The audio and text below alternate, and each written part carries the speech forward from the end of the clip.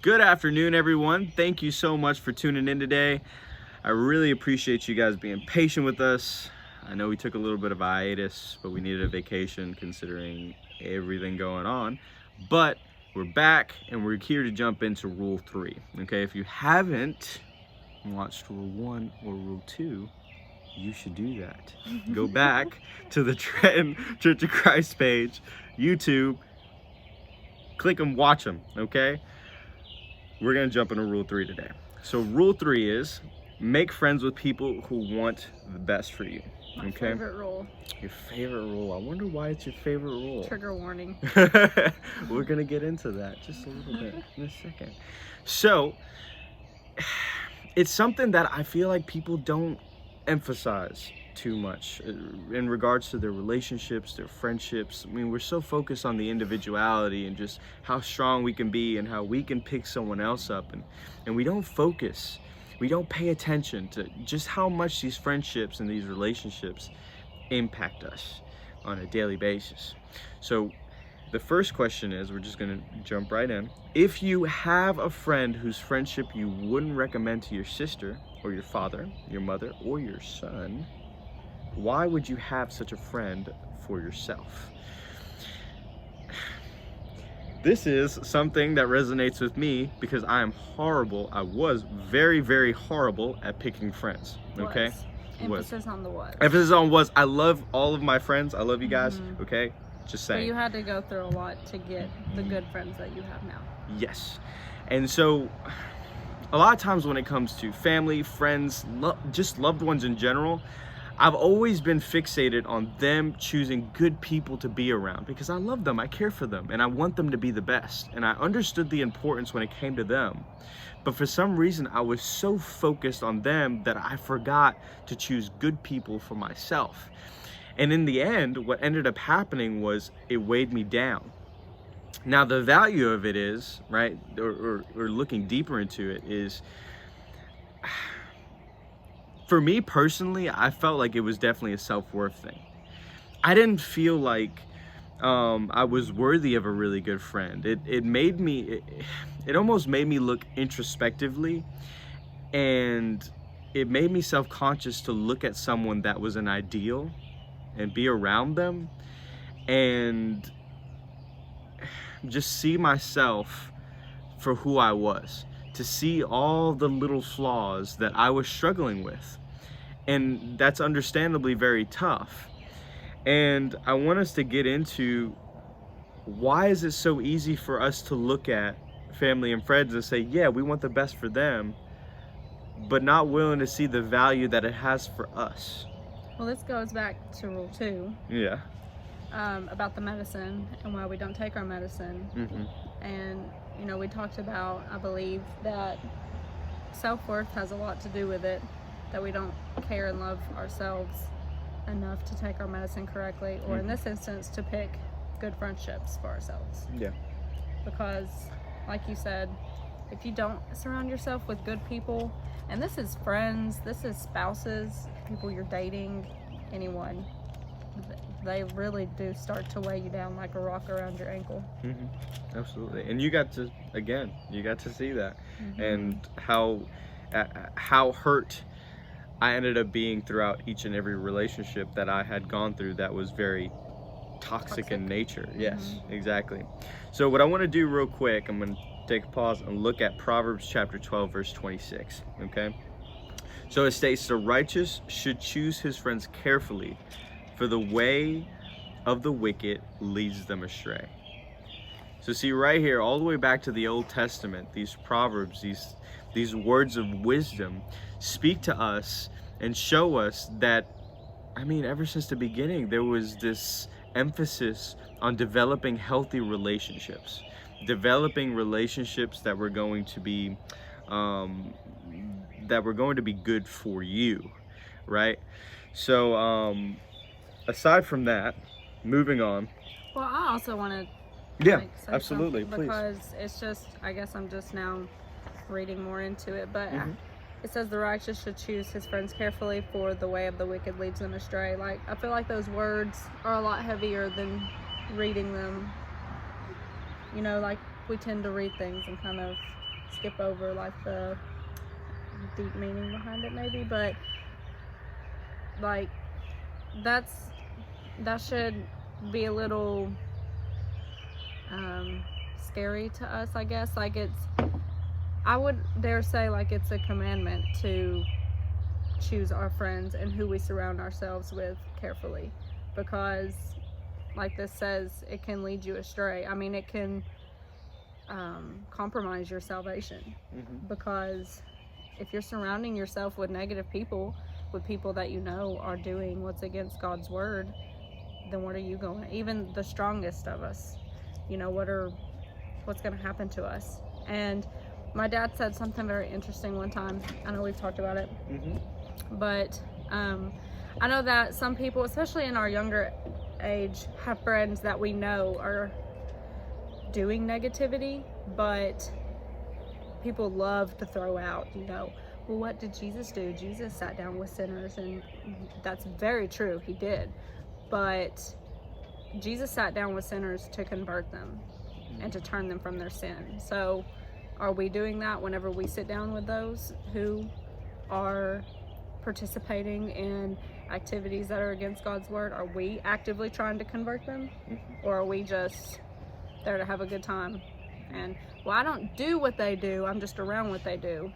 Okay, but you're condoning what they do, and eventually you do get sucked in. To say that, yeah, I'm strong enough not to get sucked in is I mean, foolish. You're obviously not aware of your capacity, your limitations. I mean, she is someone, of course it's my wife, so yay, blow smoke. She is someone that I highly respect. She is someone that I feel like is very good about choosing her friends, who she surrounds herself with. I respect that about her. She's always been that way from day one, and I've known her since she was 15 years old, you know, and she's told me, and as a matter of fact, I'll let you tell me what you told me about the you know, what would happen if you surrounded yourself with negative friends, you understanding that about yourself and why you surround yourself with good friends. Oh yeah, I mean, to me, I guess it's over simple in my mind. Like, if I'm hanging out with people who are doing negativity, I don't care how strong my will is or how hard-headed I am, eventually I'm going to start participating in the same activities. Yeah, absolutely. It's just, that's how it's gonna be. Yeah, I mean, our flesh is weak. Exactly. Yeah. Exactly. Like, in short, simply put, our flesh is weak, and there's a reason why we study these things. There's a reason why we discuss these things. There's a reason why we are meant to be people that grab other people, hold other people, bring them close, and that we're not just like by ourselves. Is because all of these things are important. Okay, so second question, okay, which is kind of a little bit of a expansion on the first question. What is the difficulty that comes with surrounding yourself with good friends? Lauren. What is the difficulty comes with surrounding yourself with good friends? Well, I don't know. I guess, first of all, you have to determine what definition of good are you looking at. That's true. Because is it good in the definition of what the Bible says, or is it good in the definition of what society says? Because we all know that they're way different. So I think that that's number one, what you need to look at. And number two, you have to spend time with that person to figure out, you know, who they really are. And then you really find out who someone is whenever bad things happen. And Jordan Peterson also touches on in the book, and I think he was going to make one of these a rule, was be careful who you share good news with, and be careful who you share bad news with. So he's basically saying that no one wants to go to someone with bad news and basically pour their heart out with their anxieties or whatever's going on, and that person be like, yeah, that really sucks, but I went through this 6 years ago, and this is how it doesn't apply to your situation, but I'm still going to tell you while you're, you know, beat down. And no one wants that. Sometimes you just want a listener, Yeah. and that's it. And here's the thing, to build on that, it's so easy to say, and this is the tough thing with this rule for me, right? It's a very easy concept, I mean, you can say that, but the tough thing for me was saying, or asking, am I this type of friend? Mm-hmm. Because sometimes you can slip up. Sometimes you can be that person that when there's good or bad news being shared, sometimes I used to find myself saying, yeah, I remember how hard it was when this happened to me. Well, it's different for people, because some people do that with selfishness, because they want the person to know what they've been through. And that's what I'm saying. That was my intention. Sometimes it's just like a little awkward whenever you're told bad news and you're like, I want this person to feel like I can semi-understand them, so I'm going to bring this up. You know, it doesn't always have bad intentions, but either way, like, I feel like if you have bad news and you go to a friend, you just want a listener at that point. Well, we can go into like counseling per se, right? Because that's something that I do. That's my career field, and that's something that I have found value in when it comes to my relationships, right? So there's something, and here's how it ties in. There's something called self-disclosure. It is something that we're taught to do, but we're taught to do sparingly. So it's something you tell your client, your patient, that is about you, that helps them understand. Sorry, we have 2 dogs here that love to fight over a ball. Very bossy. But it is something that you tell your client or patient that helps them understand that you have a little bit of insight and understanding into what it is they're going through, and it's something that you're also taught, again, to use sparingly, because they're so mean to each other. But my point being is, it's the same thing with a friendship. It's the same exact thing. It's use it with the understanding and the intention of, I am trying to empathize with them and show them that I understand, and that is all. Not in the sense of I'm being, selfish, and I don't want to show that, I'm more important. I'm me, because that's what you're telling your friend when you do that. Because you're essentially saying what I went through is more important than the situation that you're right here crying to me about. You're pouring yourself out. And also, to touch on the other part of the statement, the be careful who you share good news to, is he talks about nobody wants a friend who you go to them and you say, hey, I got this big promotion, or I just closed on that house I really wanted, or whatever the good news is, and that person is like, well, why didn't that happen to me? Or another one is, well, that's never going to work because of X, Y, and Z, and yada, yada, yada. It's like, okay, cool, thanks. I'll take my good news to someone else. And that's the point that people are going to get to with those type of individuals is, I know who I can't share my good news with. I know who I can't share my bad news with, because they're going to end up making it about themselves. And I think another thing, and this kind of goes into the next question, is, understanding that there are going to be people out there that are going to test you. That's purely what they're doing. And I found myself with friends like that it was almost as if I was being used to validate their perspectives, to validate their negative perspectives, and their own insecurities, right? If I can bring this guy down, if I can make him less than me, then I am again validated in the way I look at the world. And people may think, I don't think it's that deep. Well, believe it or not, there are people out there like that. And there's a lot more than you think. And I want you to also ask your question. I don't think that this makes you garbage truck. I don't think that this makes you a horrible person, right? We're looking at just a bad friend. We just need to hone in and understand that when we're talking about these concepts, ask yourself, is this something that applies to you? Are you that insecure person? Are you the one that can't be shared bad news with, good news with? Are you that person that you're kind of figuring out the gears are turning, I'm not a good friend. It's happened to all of us. It's happened to all of us. I have not always been the best friend. Okay, I recognize that even now there are stuff that I work on with my friends, and I say, you know what, I messed up on that. That was not the right thing to do or the right thing to say to you. I apologize. And as difficult as that is, that's the only way to grow. And that's what we want you to get out of this. Is not that, oh, this is stupid, this doesn't apply to me, and it's like I'm not going to take the opportunity to grow. No, please heed what it is we're talking about and understand that it's all out of love. If we didn't love you, we wouldn't be saying these things. If we didn't love ourselves or each other, then we wouldn't have taken the time to, because she used to harp on me all the time about my friends, all the time, because she would tell me, you're changing, you're becoming a different person, you're going down a different road, you're not doing the right thing. Well, I would tell you a lot. Yeah. A lot of what I told you is because, you know, we did 4 years of long distance relationships, so I wasn't there, but you would tell me like, so and so did blah blah blah blah, and this is how they reacted, and I would be like, Felix, that is not a friend.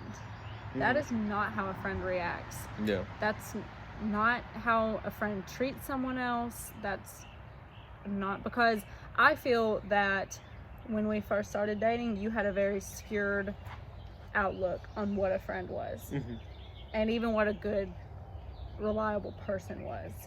So a lot of time I had to tell you, my biggest lines to you were, that's, you know, not how a friend treats you, that's not how a friend reacts, and you, Dr. Phil coming up, you teach people how to treat you. You treat, yes, you do. People how to treat you do teach people how to treat you. Yeah. And that was a big, and that goes back to the self-worth thing. I mean, I didn't really understand what that looked like, and so, you know, I would just let people walk all over me. And that is something that it just, what you saw was a steady decline. And it weighed you down a lot. Yeah, and it stunted me a lot. And the crazy thing is when those relationships were cut, it was like a slingshot. It was like, let go, and you. And I owe that a lot to, first of all, God, right? Second of all, my wife, and my sweet girlfriend at the time, and third of all, my friend group. And your own, like, you made that decision for yourself too, at the end of the day. But I had to acknowledge that, you know, okay, I need good people. Right.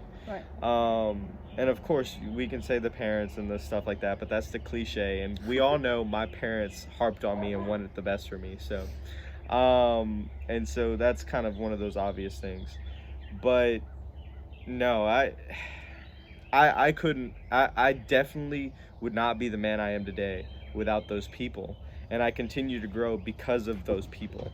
And that's what I want to encourage you to do, is there's always growth. There's always something you can do, and to make friends with people who want the best for you. And now, to bring this bad boy to a close, okay? What I want to do is I want to talk a little bit about Rehoboam. And before we do, to give you guys a little bit of an insight into what we're going to be discussing, I want us to look at Proverbs chapter 19, verse 20. Got you. Listen to counsel and receive instruction, that you may be wise in your latter days. Yeah. And that's what this all really boils down to, right? Is that wisdom, is understanding that choosing good friends, choosing friends that are ideals that you can strive for, it's not easy. It's definitely tough. And it challenges you, and it could make you, and this goes back to what we were talking about previously, it makes you insecure at times. But at the same time, it's the wisest thing to do. It is what is going to make you the best version of yourself. And Rehoboam goes into this a lot. It shows you what happens when you follow the road of least resistance. Follow the road of least resistance. And you don't listen to the wise words of good people, or the wise words of people that want the best for you, that see the outcomes, because that's essentially what it is. is in Rehoboam, we see him talking to people that are wise, elders that have experience, that are telling him, here's what we experienced when your father was king, and here's what you need to do differently. So he goes to these elders and he's like, what do I need to do? And the elders tell him, I think you need to lay off of them a little bit. I think you need to lay off the Israelites. And I think what'll happen is if you serve them, they will serve you. And of course, being the king that Rehoboam was, well, he was a young man, right? He was a young man. He was a young man. He decided to go to his friends. Instead, he said, and it says, and I'm going to look for this real quick because I think this is in 1 Kings chapter 12, by the way. Yes, 1 Kings chapter 12. And he says, verse 10 is where he starts talking to his friends. Oh yeah, but in verse 8 it goes, okay, but sorry. yeah. So that's the one I want to work on is verse 10, but in verse 8 it says, but he rejected the advice which the elders had given him. Before he even before he got to his friends, he had already decided, I don't want anything to do with what it is they said. And he goes, because that's challenging, right? That's the path that is the most, what does that really bring to me if I serve them? I am king, right? And that's what we have. We have this pride thing sometimes as friends or as just people in general. We have this pride thing and it gets in the way of that growth. We say, who are they to tell me this? Well, I don't need that help. I don't need to grow. I don't need to change anything.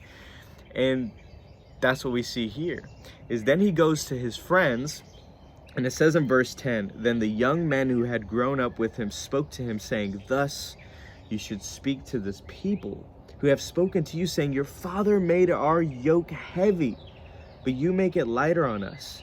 Thus you shall say to them, my little finger shall be thicker than my father's waist. And now, whereas my father put a heavy yoke on you, I will add to your yoke. So he's telling them, I'm going to make things so much more difficult now. And that's what they tell him. This is what you should do. And instead of him listening to the wise counsel, he chose his friends. And guess what happens to Rehoboam? Because he decided to do the wrong thing, the thing that wasn't wise.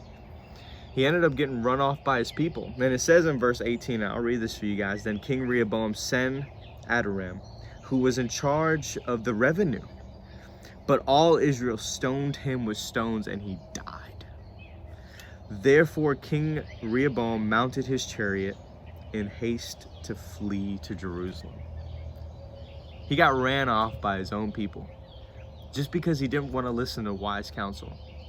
And that's what I want to encourage you guys to do, as whether it be thinking about yourself, right? Thinking about, hey, maybe I need good friends, better friends, or maybe I need to be a better friend. Maybe that might be the case, and that's okay. That doesn't make you a horrible person. Like we said before, it makes you a person. It makes you someone that needs to grow, like we all do. Or if you're kind of just struggling with it, it's difficult for you, or you're one of those that struggle with good news and bad news and validating insecurities, whether you're on either side of it, I want to encourage you to always be the one that seeks counsel, to always be the one that makes friends with people who want the best for you.